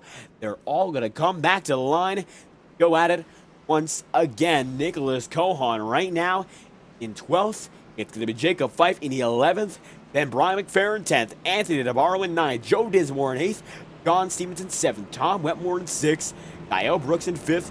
Cody Smith in 4th. Alec Daffin 3rd. Rob Ackley 2nd. And then Matthew Thunderth, your leading driver at the end of the day. Well, it isn't a checkered flag yet. It ain't over till it's over, but it's gotten pretty damn close. The 8 machine wants to close this one out in style. As the leader so far, it's only laps of green flag racing left, and now drivers filing out big time. Damage is becoming apparent for many. Going to become a troublesome night for a few if they want to make it home in one piece. 150 laps in, we're going to extend this one, and we might be 1 to green next time by. It might be 153 laps overall, as the race continues to automatically extend courtesy of iRacing overtime systems. And as we always mention here on FTN, these are your overtime rules going into effect here. And now I believe we have a maximum of 3 attempts in this league, and now it will be green, white, checkered as your first overtime event. That means it's going to be 2 laps of racing. It's going to be 1 considered a green flag lap. That is your 2 to go signal. And if you have a yellow flag during that lap, you re-rack them, restack them, and go again. But if you get by that lap and get into the white flag, well, you are good to go from there. Checkers or wreckers, a yellow flag or not. It looks like number of the 8. Well, it's the one that's leading, has a chance to make it home to the white flag before anyone else. If he makes it there, the yellow flag gets called and he is the race winner. If he makes it there and they don't wreck, he's still got a battle for it. Nonetheless, it's all about the checkered flag through and through. It's Thunhorst, Ackley, Alec Daffin, Cody Smith, Kyle Brooks, Don Wetmore, Don Stevenson, and Joe Dinsmore in the grade 8. And Dinsmore, 8th, having the race of his life. Drivers in contention like DeWeese, Griffin, Patton, Smith now out. Bresci, Trago, Tarbuck, they're 1 lap down, and DJ Stagner not too far from it. One of the top guys in the clash right now. He's actually 6th of the guys in this clash at a 16. We're up in this field, and this is the best he's ran all night long. The finish might be his if he can take advantage of some chaos. The mid-pack wreck last time through. Does it wreck this time by? We'll find out as they come 1 to green this time through, with Thunhorst going presumably up high. Ackley choosing to go down low. And now they choose behind him. Ackley going to see that Alec goes up high, and it is Cody Smith down low. The overtime finish that will be as memorable as ever now comes down to this. 2 laps to green flag racing. It'll be a lap 154, the final lap we get it done. And the 8 and 22 lead us in side by side with a half lap of pacing left tonight.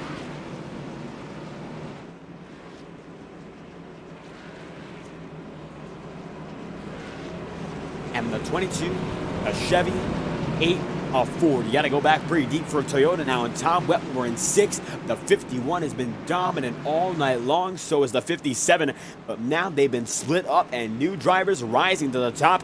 Rob Ackley looking for his 2nd clash win in 3 races, and Matthew Thunner is looking to get back in victory lane. His last time up front for a race, it was Iowa. This clash has been dismal. Not the night he's needed. He needs to come back with something strong, and it could be his tonight. Let's find out. Overtime for the first time tonight here in Dover. Let's get right back at it. It's going to be a green white checkered here in Delaware. Let's get back to the show. 2 laps to get it done as they pass the Geico restart zone. We're underway one final time. Green white checkered, and it's going to be all down this. Matthew Thornton with a tremendous start over Rob Ackley and Alec Daffin. That's exactly what he needed. Alec going to be side by side with Rob Ackley here. They're up high. They're pretty far back in the leader right now. This is bad news if they want to chase him down. 1 lap to go. It's Matthew Thornton out in front with Ackley and Daffin side by side. And Cody Smith in fourth. The number 8 machine fading out of view for the 22. He gets out in front of Alec Daffin though, and now has that spot in second, but it would take a big lunge to make it through for the 8 machine. Matthew Thornton from a dismal start in the class gets his first win in championship contention. Matthew's back in victory lane, and the 8 machine wins the final race of the round of 16 in Dover, and that all but locks him into the final round of the championship race, the round of 8, and the 8 will see it through. Thornton is back in action in the SimRacerHub.com 150. And Thornton gets it done over Rob Ackley and Alec Daffin, with Cody Smith and Tom Wetmore rounding out your top 5. How about that? And the race comes down to an overtime finish with that 8 machine planted all perfect, and the tires on that 8 were absolutely what he needed. The race win comes down to that, and the DMG United machine once again united with victory lane. Matthew Thornton wins from Rob Ackley a half a second back, and then the number 1 machine of Alec Daffin comes home in third. Cody Smith going to be in fourth, and Tom Wetmore there in fifth. Don Stevenson going to be in sixth, and then Gael Brooks in seventh. Joe Dinsmore going to be in eighth. That's the race he needed. Doesn't make it in for the round of 8. We'll find out. It's Anthony DeBarro comes home in ninth, and Nicholas Cohen on his return comes home in 10th. Position number 11 going to be Michael Stroll, Jacob Fife in 12th, and Brian McFerrin going to be 13th as DJ Staggers in 14th, and Jonathan Gearvon is in position number 15th. Great comeback run for him from 29th on the grid. Alan Dobbs in 16th, and then the lap down drivers go as follows. Thomas Bressie 17th, Nick Tarbuck going to be in 18th, Trevor Trago 19th, and Brandon Bernhardt in 20th. Position number 21 going to be Kyle Cooper and Ben Boomer Logan 22nd, as Chris Cabot is the first of the retirees. Then it's going to be Braxton Weiss in 24th, Alan Rodwell 25th, Cody Griffin 26th, Brad Patton going to be in 27th, and Forrest Smith in 28th. Kyle Filarski, the 29th and final driver on the board. And the 8 machines long awaited a win in this clash, and now he's back on top. The 8 comes down to the front stretch to burn it down here in Dover.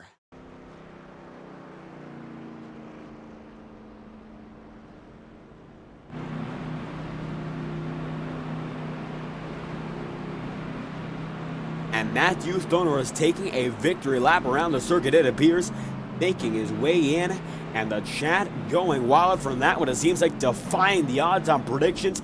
Gotta thank Mike Orth for Buffett, Brad Patton, Mike Orth again, and Nancy Wetmore for stopping by, as now the 8 puts it in reverse to celebrate this one. Stick around for interviews if you like. We got a lot of great thoughts coming up as the championship race is only heating up more and more. And Thunders now takes it in reverse back to the start-finish line.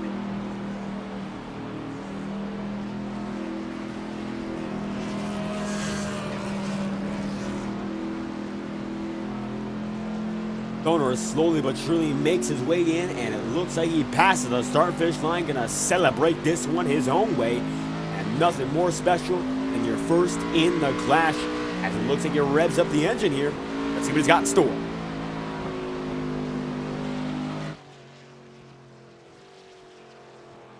And the 1 machine backs it down here and now right by the backstretch and puts it back in motion. A bit unpredictable there. As Doug Mindorf in the chat as well, thank you for stopping by. Looks like Thunderous is keeping us waiting here. Now back on the move, the 8 machine is. And it looks like this could be the celebration to finish it off. That, it is a slide to the front stretch. Looks like that will indeed do it. What a way to celebrate a deserving win as the number 8 machine. And Matthew Thunderous is back on top, and he's been awaiting this one for quite some time. The 8 machine, after one of the starts to the clash he did not like, it seems like victory lane will find you no matter what. Winning at Dover in an overtime finish, how do you feel after this one? Well, Well, David, at the start of that, I almost got lapped and almost got 2 laps down in the pit cycle with that one caution, I wanted to throw up. And I saw Joe and Gael get points, and I was like, oh, no. And then we got to the end there, and I was like, okay, we did the strategy well. I had to race hard with some folks, and we had kept it all clean, so, I'm appreciative of that. And, we just got to the end of that caution, came out, and I'm like, oh, no. I'm like, I know shenanigans are going to be afoot here, and I was like, I got to take 2 tires. And I got lucky that I was able to start on the front row next to Jacob, and then that caution came out, and I got lucky that Alec and Rob just fought like the Dickens, allowed me to scurry away. But for about the past 15 minutes, my stomach's been in a knot until I crossed that checkered flag. Or crossed the line for the checkered flag. So I'm a lot more excited than I expected to be tonight. Well, it looks like no matter what, the key to your success was just not giving up on this race. And it seems like that caution came into your hands perfectly there. So how was it racing in that final segment? You're able to pull away from some of the best in the business all night long. Yeah, like I said, I knew I had to be aggressive because I knew the guys in behind me and points were going to be. So it's like I have one choice, and it's make your bed because you've got to be comfortable with this. And like I said, I just got really fortunate in a good restart, get the lead from Jacob pretty quick. And then I just got lucky that Rob didn't get the best of start and Alec did. And they got side by side. And, this was one of the nights I was not the best driver. I was not the best car, but it's just, I had an opportunity and I made enough of the moment right when it was there. And, I was pretty fortunate and pretty blessed tonight. So, you're not always the best car, but when you get a win like this, I will definitely take it and not complain. And hopefully I make it to the next round of the Clash. And that we're not quite sure of just yet. The math isn't in on the points, but I do believe this might be one of the things that would put you in. Now, in the case you're in, we haven't confirmed it just yet. How is it going to be racing for the title of the final 2 races of the season? It's going to be weird because I wasn't too bad at Chicagoland, but Michigan was not my track. Here was not my track, and we kind of went for more of the short track stuff and mile and a half where I was better at. And so Pocono, I don't know how good I'm going to be. I feel a lot like the way I was in Michigan or here at Dover, but Charlotte, I'm looking forward to. It's just I've got to try to limit the damage at Pocono and come on with a strong finish with a lot of the other guys that are there in the top 8. So if I feel like if I'm still in it come Charlotte in the final, I have a shot. But, if I slit my throat at Pocono, it's probably over and I'll just be there as a little playoff filler. And looking to make it happen, coming in clutch for the next 2 races, that's what needed. But coming in clutch tonight, Thunderous winning at Dover. Any final thoughts? Anyone else you'd like to thank? Yeah, David, I just thank everybody, all the admins and everybody who's part of the Integrity League. Like I said, I got race clean tonight, and I appreciate that at everybody. And, it's just all the sponsors. I don't know what it is for the night, but, and you all at Fireball Talks NASCAR for broadcasting this. I mean, because I'm pretty sure, aren't you a single crew guy doing all this? Yes, I am. Yeah, you do a really impressive job. So kudos for that, and just kudos for how well you present us, and I appreciate that. And just thanks for all the folks tuning in tonight. Just everybody who keeps coming back week to week. I hope we put on another good show for you, and got 2 more races, so we hope to see you back for all that. But just thanks to all the sponsors and everybody else involved, and hope everybody enjoyed tonight. And see you next Monday. And we hope to see you next Monday as well. Matthew Thunderous comes out on top here in the SimRacerHub.com 150. Thank you for your time. Yeah, no problem. Thank you. We have it. Thunderous going to be on his way, and Rob Ackley so far. It has been Clash of Dreams. He actually just disconnected from the voice chat there. Let's try to get a word with him and see if he's able to make his way into the voice chat with us. Taking a word from Rob Ackley. It looks like Alec Daffin is still available. Ping him right here just to make sure he has some signal here. Rob Ackley, 2nd position, and he's had a Clash of Dreams, and we're to tell him that here, so we'll save that line for later as it looks like get connected in a voice chat. Trying to find out where he is, got a ping on him, and we'll wait just a minute, and then we'll go on to Alec Daffin if necessary. And once again, Matthew Thunders, your race winner over Rob Ackley in 2nd, and Alec Daffin there in 3rd. The SimRacerHub.com 150 comes home with 2-lap shootout, and it looks like for Domination Intimidation Racing, Rob Ackley not yet available. Usually when I move away from someone, they come back immediately thereafter, so we're going to try to hold on just a bit longer. Wait a bit more.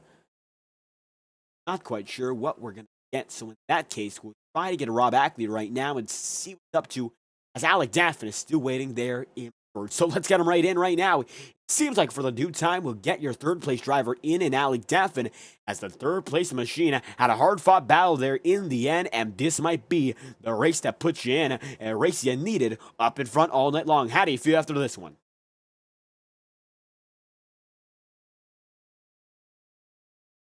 And Alec Daffin looking once again for a copy. Number one machine comes home third. How do you feel? Sorry, I forgot to push the talk on. My bad. But yeah, it was definitely a good night. Definitely good points tonight. I guess we were kind of struggling for speed throughout the race, but we were able to go from 8th to 1st before the stage there, which is pretty good. Burn up the tires, but still maintain a top 10 spot. And then the caution at the end there put us in good position. Fortunately, caught me on the 36th there and lost some position. But then the guys on 2 tires, they were really fast in the short run there. So I was thinking I was at least going to get to second there in the 2-lap show at the end, but fortunately I settled for third. And I guess 2 tires work on a late race caution. And it looks like that late race caution decided everything when it came to the strategy. So when it came to your strategy there, what was the game plan when it came down to it? Taking 4 tires, and then obviously with the choose, I was either going to lap 8th or 3rd. I knew I was going to be behind because I know Fife stayed out there, and if on lower tires he was going to be a little bit slower. So, but I figured I'd rather start 3rd than 8th, and I knew I was probably going to get bogged down there on the restart, and I did. But this one, I mean, it was all about just going forward and then just trying to be as patient as we could, and didn't work out as good as I would have hoped, but we still had a net positive gain out of it. Able to gain big right before the round of 8. Now, I'm not sure who's in just yet and who is out, but in the case you are, because it was a very strong run that might have gotten you right over the hill, what's it going to take to make these final 2 races count? Well, yeah, we're definitely in for sure with the points we got. Obviously, it was a good points night tonight. I wish that could came next week or at Charlotte, because that's when we really needed it. I mean, it's not gonna say it won a mediocre run tonight, but like a really good points race would have been better in the next 2 weeks. But I mean, if we could just continue doing what we're doing, like we had 6th, 5th, and 3rd in this round, so if you can just continue this momentum, and then obviously going to Pocono next week, that's one of my better tracks. I think I can possibly be a contender for the win there. Charlotte's got hit or miss, but if we can just have 2 solid races again, I'm not going to say we're going to win the championship, but I think we can definitely have a shot at it. And looking to keep that shot in mind, Alec Daffin a podium here in Dover to wrap off the round of 16. Any final thoughts? Anyone else you'd like to thank? Thank you for doing the broadcast. Thanks, everybody, for putting on the league, all the admins, everybody for racing me clean out there. I think Skylar Graphics, Summit Esports, Shiverson Products, Chevrolet, and yeah. There we have it, Alec Daffin, position number 3 at the end of the night here in Dover. Thank you for your time. David. You have it, Alec, on his way, and it does look like Rob Ackley unavailable for comment. So, fortunate to see that. We'd love to get a word from him, of course, later in the going, but right now does not appear. He is there, but nonetheless, a great show. Alec Daffin in 3rd, and the man up in front. Well, that was the 8 machine of Matthews Donors winning for the first time here in the Clash, and the round of 8 is coming up next. 2 final races decide your championship winners.